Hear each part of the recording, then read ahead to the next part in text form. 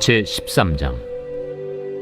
그때 마침 두어 사람이 와서 빌라도가 어떤 갈릴리 사람들의 피를 그들의 제물에 섞은 일로 예수께 아뢰니, 너희는 이 갈릴리 사람들이 이같이 해받음으로 다른 모든 갈릴리 사람보다 죄가 더 있는 줄 아느냐?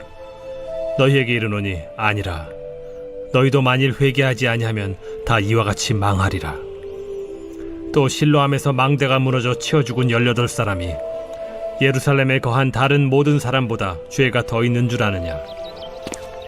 너희에게 이르노니 아니라. 너희도 만일 회개하지 아니하면 다 이와 같이 망하리라. 이에 비유로 말씀하시되, 한 사람이 포도원에 무화과나무를 심은 것이 있더니 와서 그 열매를 구하였으나 얻지 못한지라. 포도원지기에게 이르되 내가 3년을 와서 이 무화과나무에서 열매를 구하되 얻지 못하니 찍어버리라. 어찌 땅만 버리게 하겠느냐? 대답하여 이르되 주인이여, 금년에도 그대로 두소서. 내가 두루 파고 거름을 줄이니 이후에 만일 열매가 열면 좋거니와 그렇지 않으면 찍어버리소서 하였다. 여러분 반갑습니다. 오늘 큐티로여는 기막힌 하루입니다. 본 말씀 누가복음 13장 1절부터 9절의 말씀입니다. 자, 오늘 말씀에서 가장 핵심적인 주제는 바로 죽음과 회개입니다. 인간은 반드시 모두 죽게 되어 있습니다. 그런데 이 죽음이라는 것은 어떻게 생겨난 것일까요? 죽음이 우리에게 의미하는 바는 무엇입니까? 또 죽음과 회개는 어떤 관계가 있습니까? 오늘은 죽음과 회개에 대해 묵상해 보도록 하겠습니다. 자, 먼저 첫 번째로 나에게 죽음이 곧 임합니다. 자, 오늘 1절부터 3절의 말씀에 그때 마침 두어 사람이 와서 빌라도가 어떤 갈릴리 사람들의 피를 그들의 제물에 섞은 일로 예수께 아뢰니, 대답하여 이르시되 너희는 이 갈릴리 사람들이 이같이 해받았으므로 다른 모든 갈릴리 사람들보다 죄가 더 있는 줄 아느냐? 너희에게 이르노니 아니라. 너희도 만일 회개하지 아니하면 다 이와 같이 망하리라 그랬습니다. 자, 오늘 성경은 두 비극적인 사건을 우리에게 보여주고 있습니다. 자, 먼저 1절에서는 어떤 이유인지는 모르겠지만 빌라도가 성전에서 제사하고 있던 갈릴리 사람들 몇을 죽인 사건입니다. 자, 그리고 두 번째 사건은 4절에서 실로암 망대가 무너져서 18명이 죽은 사건이죠. 여러분, 오늘 이 사건에서 우리가 주목해야 될 핵심은 무엇인가 하면 이 땅에 죽음이라는 것이 존재한다는 것입니다. 그것이 끔찍한 살인사건이든 안전사고든 또 질병이든 노환이든 우리가 형태가 다를 뿐 이 세상에는 죽음이라는 사건이 벌어진다는 것입니다. 자, 그런데 문제는 그 죽음을 바라보는 사람들의 태도입니다. 자, 오늘 1절에 보면 두어 사람이 와서 사람이 죽은 소식을 알렸다고 합니다. 여러분, 이들은 이 죽음이라는 것을 마치 구경꾼의 태도로만 바라보고 있습니다. 근데 우리가 다 그렇습니다.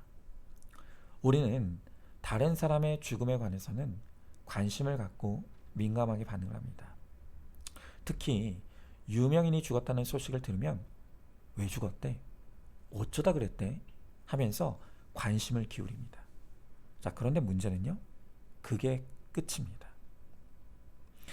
다른 사람의 죽음을 그저 구경꾼의 차원에서 바라볼 뿐 이것을 자신의 죽음으로 연결짓지 않는 것입니다.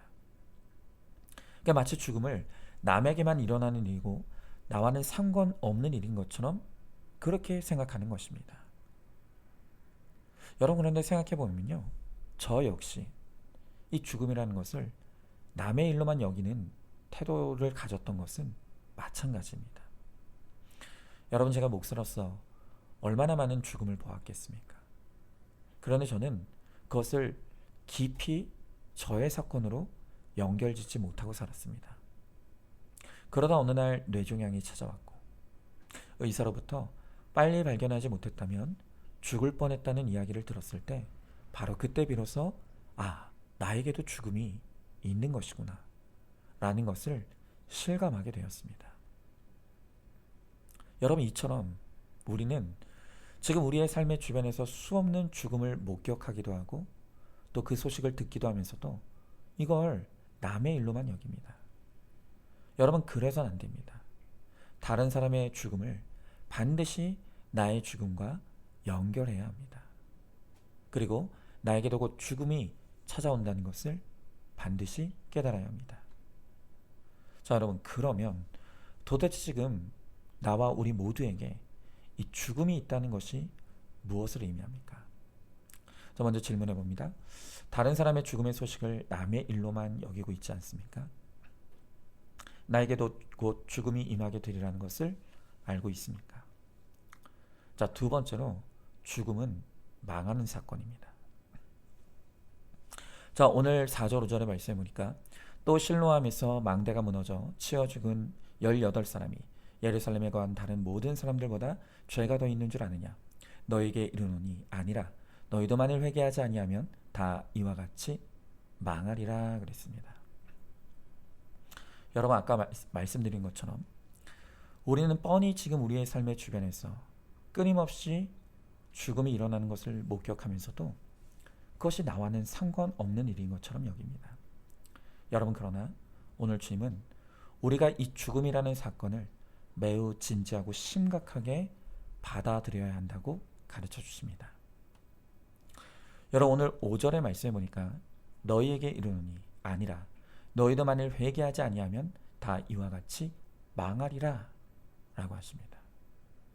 지금 예수님은 죽음에 대해 해석하시기를 죽음이란 무엇인가?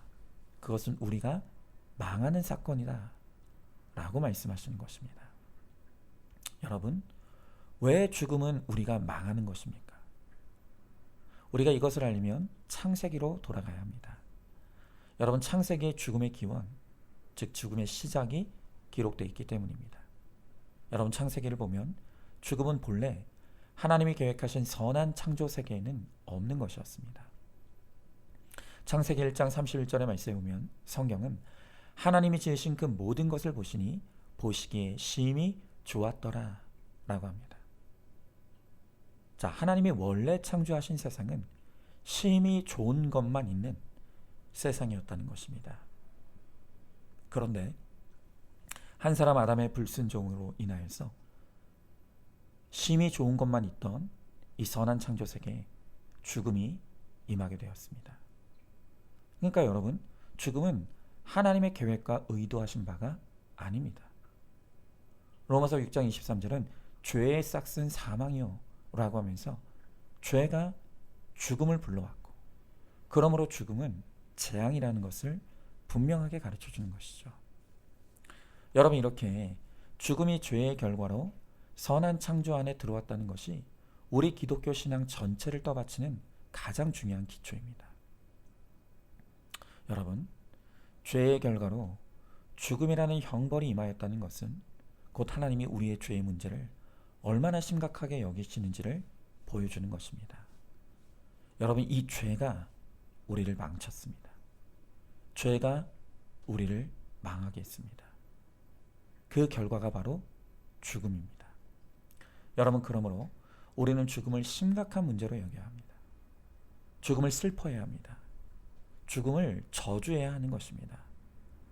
여러분, 특별히 이 죽음이라는 것이 그토록 무서운 저주인 것은 이 죄의 결과인 죽음이 우리의 영과 육과 영 모두를 파멸하기 때문입니다.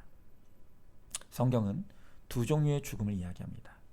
첫 번째는 우리 육신의 죽음입니다. 세상 사람들이 알고 있는 죽음이 바로 이 첫 번째 육신의 죽음이죠. 자, 그런데 인간에게는 육이 죽는 첫 번째 죽음만 있는 것이 아니라 영이 죽는 두 번째 죽음도 있다는 것입니다. 여러분, 정말 무서운 죽음이 바로 이 두 번째 영의 죽음입니다. 육과 달리 영은 소멸되지 않고 영원히 존재합니다. 그래서 죄 가운데 죽은 육은 소멸하지만 영은 소멸되지 않고 지옥에서 영원히 죄의 대가를 치러야 하는 것입니다. 자, 요한계시록 21장 8절의 말씀에 그러나 두려워하는 자들과 믿지 아니하는 자들과 흉악한 자들과 살인자들과 음행하는 자들과 점술가들과 우상 숭배자들과 거짓말하는 모든 자들은 불과 유황으로 타는 못사에 던져지리니 이것이 둘째 사망이라 그랬습니다. 여러분, 그렇습니다. 이 죄로 말미암아 우리에게 사망이 옵니다. 그리고 그 사망은 우리의 육과 영을 모두 망하게 만드는 것입니다. 자, 그런데 하나님께서 죄와 사망의 권세 아래서 고통당하는 우리를 여전히 사랑하시고 불쌍히 여겨주셨습니다. 그래서 우리에게 살 길을 열어주셨습니다. 망할 우리가 망하지 않을 수 있도록 길을 열어주셨는데 그게 무엇인가니까 그게 바로 회개와 믿음입니다. 여러분, 바로 여기서 죽음과 회개가 연결되는 것입니다. 여러분, 우리가 우리의 죄를 회개하고 나의 죄를 위해 십자가에서 죽으시고 3일 만에 부활하신 예수님을 나의 구원자로 믿기만 하면 주님께서 망할 우리를 망하지 않게 하시고 죄와 사망의 권세로부터 구원해 주신다고 말씀해 주시는 것입니다. 여러분, 그래서 예수님께서도 너희가 만일 회개하지 아니하면 다 이와 같이 망하리라 라고 하시죠. 그런데 이 말을 뒤집어서 해석해 보면 우리가 만일 회개하기만 하면 결코 망하지 않는다라는 뜻입니다. 여러분, 회개가 이렇게 중요합니다. 회개하여 예수님을 믿기만 하면 사망에서 생명으로 옮겨지고 지옥에서 천국으로 옮겨지게 됩니다. 망한 우리의 인생이 망하지 아니하는 인생이 되는 것입니다. 여러분, 그러므로 이 세상에서 가장 불행한 일은 회개하지 않고 죽는 것입니다.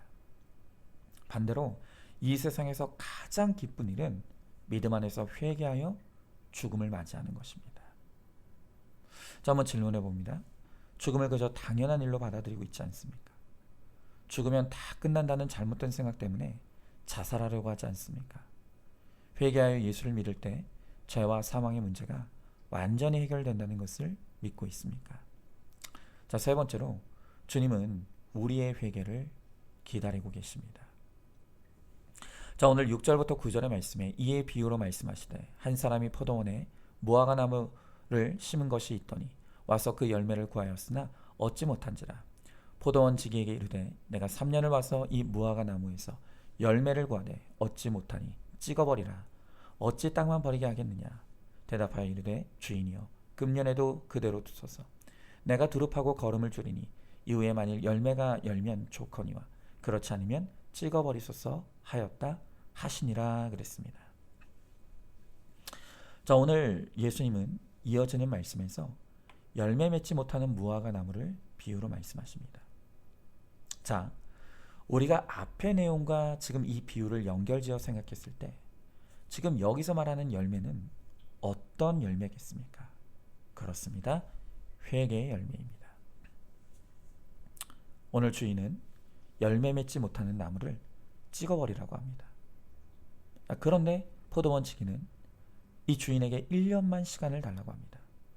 그리고 1년 후에도 열매 맺지 못하면 그때 찍어버리라고 하는 것입니다. 여러분, 오늘 이 비유를 통해서 하나님께서 우리에게 깨닫게 하시는 너무나 중요한 교훈이 있습니다. 그것은 우리는 찍힘을 당하여 오늘 죽어도 할 말이 없는 죄인입니다. 그런데 왜 우리는 아직 살아있죠? 그것은 우리가 회개할 기회를 얻게 하시기 위함입니다. 하나님은 오늘도 얼마든지 나를 데려가실 수 있습니다. 하지만 나도 우리 가족도 아직 살아있는 이유는 오직 딱 하나, 회개할 기회를 주시기 위함입니다. 여러분, 그래서 살아있다는 것은 곧 회개의 기회를 얻은 것입니다. 여러분, 지금 주님이 우리가 회개의 열매를 맺기를 기다리고 계십니다. 여러분, 언제 찍힘을 당할지 모릅니다. 그렇기 때문에 회개를 미루면 안 됩니다. 주님은 우리가 회개하기만 하면 완전하고 완벽하게 우리를 죄에서 용서해 주시고 구원해 주십니다. 저에게 어떤 청년 한 명이 찾아왔습니다. 그리고 저에게 고백하기를 자신이 과거에 지은 죄가 있는데 회개했지만 내가 용서받은 받았다는 것에 대한 확신이 없어서 괴롭다고 고백했습니다. 저는 그 청년에게 도대체 그 죄가 무엇인지를 말해줄 수 있느냐라고 물었는데 도저히 말할 수 없다고 했습니다. 아마도 정말 수치스럽고 무거운 죄임에 틀림이 없는 것 같습니다. 그래서 회개하긴 했지만 차마 구원을 확신할 수 없었던 것입니다. 여러분, 저는 그 청년에게 나의 느낌을 믿지 말고 하나님의 약속의 말씀을 믿고 붙들라고 권면했습니다. 그리고 함께 성경 구절 몇 개를 찾아 읽어주었습니다. 먼저 요한일서 1장 9절의 말씀입니다. 오늘 이 말씀에 보니까 만일 우리가 우리의 죄를 자백하면 그는 미쁘시고 의로우사 우리 죄를 사하시며 우리를 모든 불의에서 깨끗하게 하실 것이요 그랬습니다. 자, 그리고 그 다음 읽어준 성경 구절은 에스겔서 18장 28절의 말씀입니다. 성경은 이렇게 말합니다. 그가 스스로 헤아리고 그 행한 모든 죄악에서 돌이켜 떠났으니 반드시 살고 죽지 아니하리라. 아멘입니다. 여러분, 우리가 어떤 죄를 지었든 예수 안에서 우리의 죄를 진실로 회개하기만 하면 주님은 우리의 죄를 완전히 용서해 주시고 깨끗게 해주시며 우리에게 영생을 선물로 주십니다. 여러분, 지금 주님이 우리의 회개를 애타게 기다리십니다. 늦은 회개 그런 건 없습니다. 지금 회개하면 되는 것입니다. 그러면 말씀의 약속대로 오늘 그리고 즉시 용서와 구원을 선물로 얻게 될 것입니다. 저 한번 질문해 봅니다. 내가 무덤까지 가지고 갈 수치스럽고 무거운 죄가 있습니까? 아무리 회개해도 구원의 확신을 누리지 못하고 있습니까? 내 느낌이 아닌 약속의 말씀을 믿고 회개하면 바로 오늘 즉시 용서와 구원의 선물을 받게 될 것을 믿으시기 바랍니다. 자, 오늘도 3월 7일 보석 상자입니다. 예수 그리스도의 영원한 생명의 빛은 나의 빛된 삶으로 증명됩니다. 도무지 기뻐할 것이 하나도 없는 가운데서 예수님 때문에 기뻐하는 사람이 바로 빛을 비추는 사람입니다. 아멘. 우리 함께 기도하겠습니다. 주님, 감사합니다. 오늘 우리가 죄로 말미암아 죽게 되었고 영원히 망하게 된 인생이었습니다.